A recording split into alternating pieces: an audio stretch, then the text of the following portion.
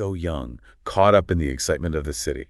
But underneath that youthful recklessness, she's searching for her identity. And tragically drawn to a man who ultimately lets her down. It's classic Morrison, taking these individual histories and weaving them into the city's own story.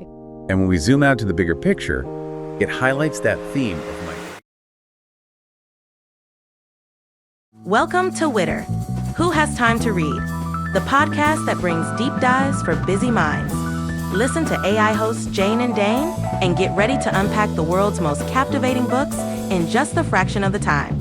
Whether commuting, working out, or just squeezing in a quick break, we deliver key insights, thought-provoking themes, and takeaways you can carry into your day.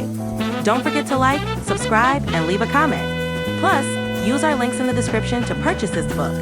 Your support helps us bring more engaging book discussions to you. Listen and follow us wherever you get your podcasts. Who has time to read? You do, with Witter. Welcome back to Witter. You know the drill, deep dives for busy minds. That's right. And you know what else? What's that? It's Black History Month, so we're celebrating with Black voices. Exactly. And today we're going deep. Deep into jazz. By the one and only Toni Morrison. A novel as captivating and layered as its namesake music, wouldn't you say? Absolutely.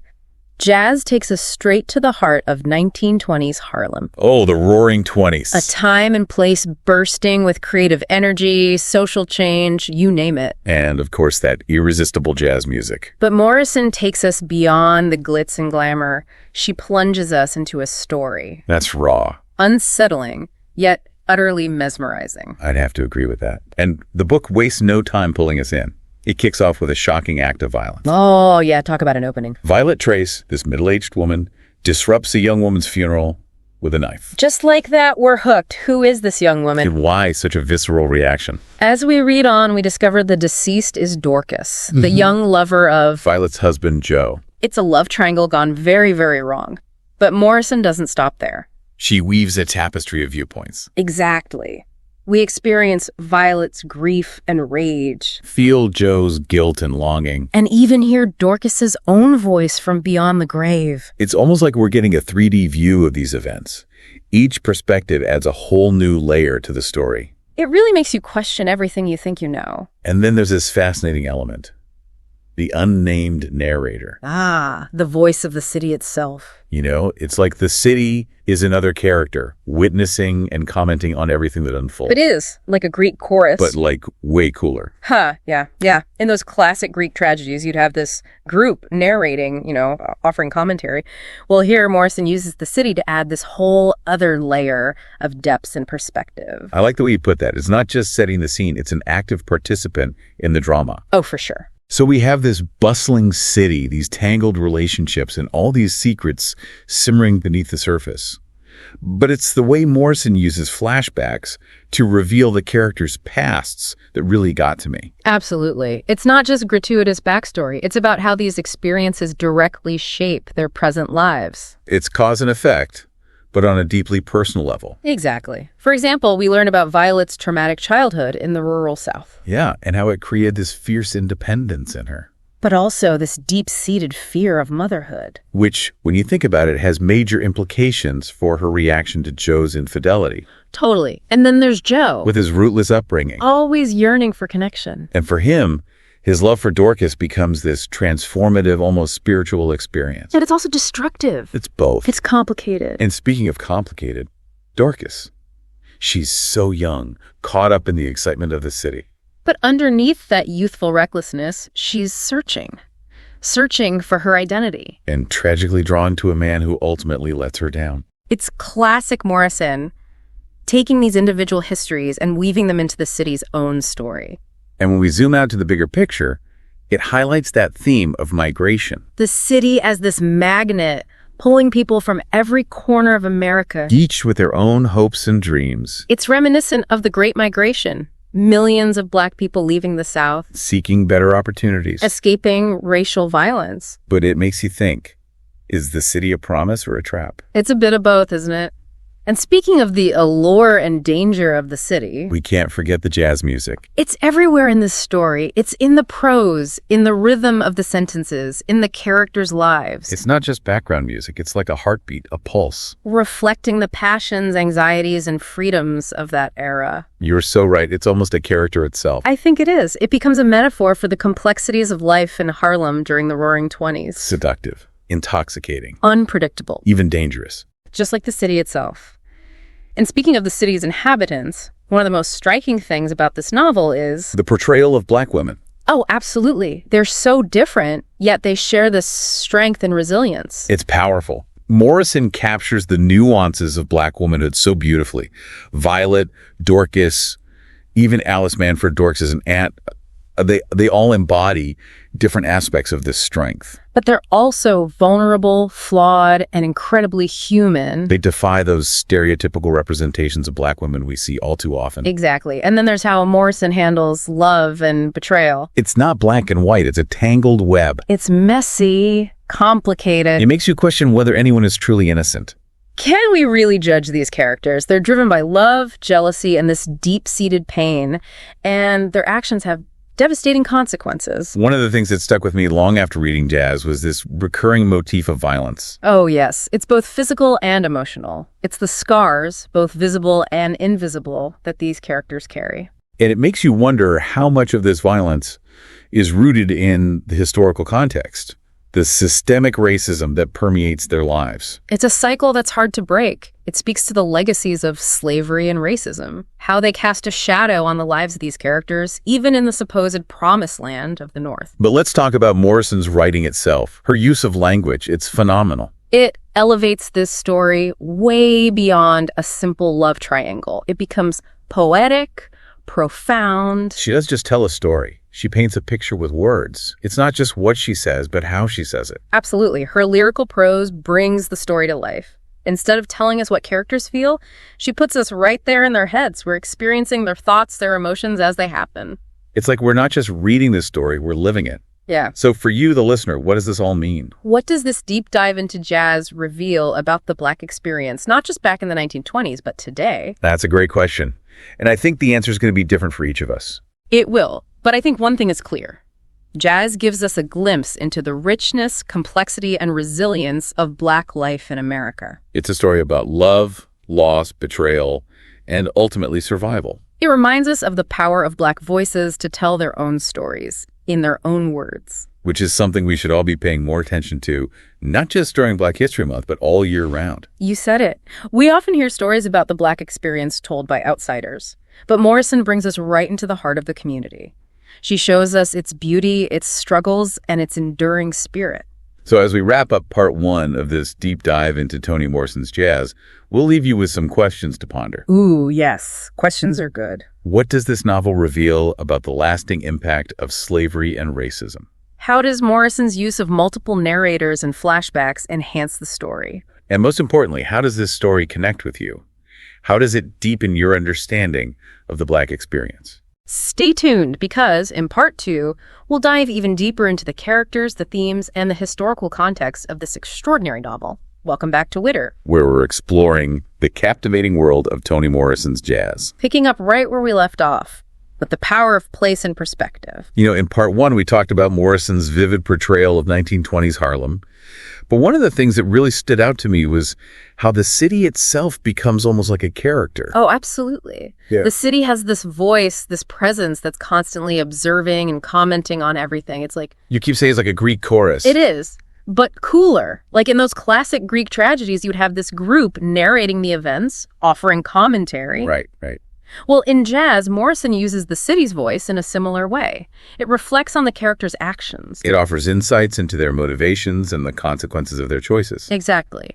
And it reminds us that the city itself is a witness to all the joy and pain that unfolds within its boundaries. It's both seduced by the energy and possibilities of this burgeoning Black metropolis, but also wary of its darker undercurrents. Precisely. It heightens that sense of excitement and danger that permeates the whole story. And it's especially fascinating when we think about how the characters themselves relate to the city. They come to Harlem from all different places. Each carrying their own hopes and burdens. For Violet, who migrated from the rural South, the city represents freedom and opportunity.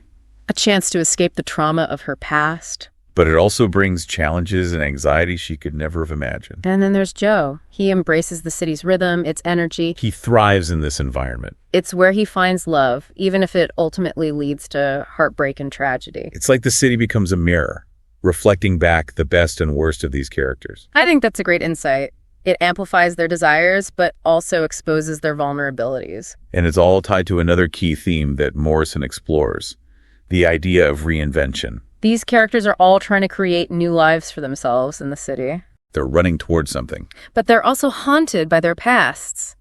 It's like they're trying to outrun their own shadows.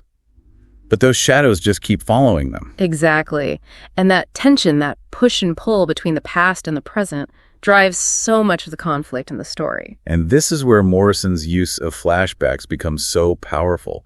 It's not just about filling in the backstory. It's about showing how the past is always present, shaping the characters' choices and relationships in ways they don't even fully understand. Like with Violet, we see how the violence and trauma she experienced as a young girl in the South shaped her worldview, her fear of vulnerability, even her relationships with other women. It's heartbreaking to see how those early experiences continue to haunt her, even as she tries to build a new life in Harlem. And then there's Joe. We learn about his rootless upbringing, his search for belonging. And how he eventually finds a sense of connection through his love for Dorcas.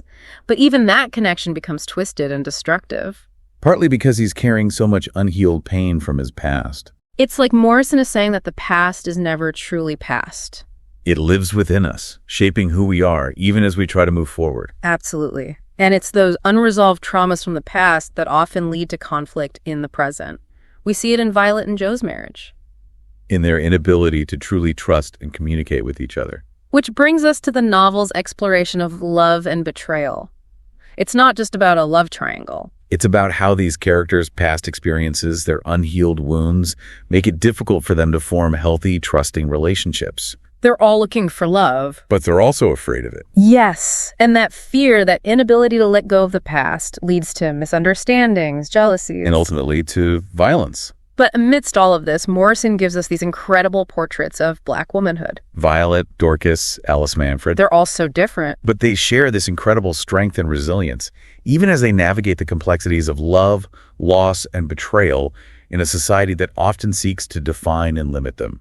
Absolutely. She challenges those stereotypical representations of Black women we often see. Violet is this strong, independent woman. But she's also capable of great rage and violence. Dorcas is young and impulsive, caught up in the excitement of the city. But she's also searching for something deeper, something more meaningful. And then there's Alice Manfred, who initially seems like this rigid, moralistic figure. But as we get to know her, we see her compassion, her deep love for Dorcas. They're all flawed and complicated. Which is what makes them feel so real, so relatable. They're not saints. They're human beings trying to make their way in a world that doesn't always make it easy. And it challenges us to think about the limitations that society often places on Black women. How they're forced to navigate these expectations that can be both empowering and confining. And then there's that ending. Talk about leaving us with more questions than answers. Right. It's not a neat, tied up with a bow kind of ending. It's ambiguous, thought-provoking. And it leaves us pondering the question, what happens next for these characters? Have they truly learned from their mistakes? Can they find a way to heal and move forward? Well, listeners, we'll be unpacking that very question in part 3 of our deep dive into jazz. We'll explore those final open-ended chapters. And discuss what Morrison might be saying about hope, redemption, and the enduring power of the human spirit. Stick with us. Welcome back to Witter, for the final act of our deep dive into Toni Morrison's jazz. where we'll untangle that ending. And figure out what it all means for us as readers. Engaging with this powerful Black voice. Exactly. In part 2, we were talking about how the characters' pasts keep shaping their present. How their desires and traumas play out against the backdrop of this vibrant but often unforgiving city. And we left off with that ending, which, well, it's ambiguous, right? It doesn't exactly wrap things up in a neat little bow. It certainly doesn't, and that's part of what makes it so thought-provoking. Instead of giving us easy answers, Morrison leaves us with these lingering questions. Questions about forgiveness. Reconciliation. And the possibility of healing. It's like she's inviting us to think about what happens after the story ends, how these characters might move forward from all the pain and heartbreak they've experienced. So walk us through those final chapters. What happens after all this heartache and violence? Do they find any kind of resolution? Well, we see them trying to piece their lives back together, but it's a slow process. It's difficult. Violet, after confronting her own jealousy and rage, starts to open herself up to the possibility of connection. It's subtle, but we see a shift in her. She starts reaching out to others, offering care and support. I loved that scene with the wounded bird. It's like she's finally learning to nurture something outside of herself. It is such a powerful image, and it speaks volumes about her capacity for empathy, for compassion.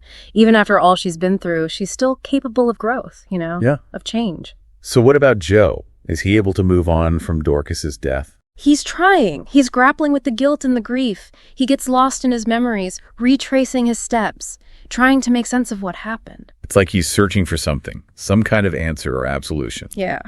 And then there's Felice, Dorcas's friend. Who is also dealing with her loss in her own way. She's young, but she has this wisdom. Beyond her years. And she becomes this catalyst for change in Violet and Joe's relationship. She doesn't judge. She just encourages them to talk, to confront their pain, to find a way to move forward. It's like she represents a new generation, one that's less burdened by the weight of the past. And she brings a fresh perspective. Even the city seems different in those final chapters, don't you think? Now that you mention it, it does. It's still bustling, still full of life. But there's also this sense of peace, of acceptance. It's like the city itself has undergone a transformation. It has. It's learned to live with its shadows, with its history. And I think that sense of acceptance extends to the characters, too. It's not that they've forgotten the past, but they learn to live with it, to find a way to move forward without letting it define them. And it all leads up to that last scene, Violet and Joe lying in bed together, the city lights twinkling outside their window. A quiet moment, an intimate moment. It's hopeful. After all the chaos, it's a breath of fresh air. It's not a fairy tale ending. Yeah.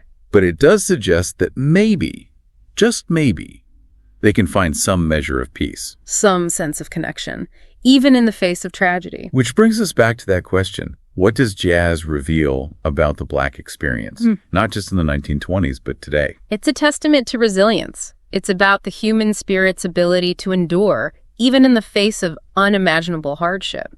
And while jazz is set in a specific time and place, its themes are timeless. Love. Loss. Betrayal. And ultimately, survival. Those resonate across generations. They do. And jazz also reminds us of the complexities of the Black experience in America, the joys and sorrows, the triumphs and struggles. And it highlights the power of these stories, giving a voice to those who have been marginalized and silenced. Jazz is a book that stays with you. It challenges you, moves you. And it reminds us that this is just one story, one perspective. Within this vast and diverse landscape of Black literature, so many other voices are waiting to be heard. Seek them out. Explore. Discover authors like James Baldwin, Zora Neale Hurston, Richard Wright. Keep the conversation going. That's it for our deep dive into Toni Morrison's jazz. Until next time, keep reading. And remember, even when you're busy, there's always time to expand your mind.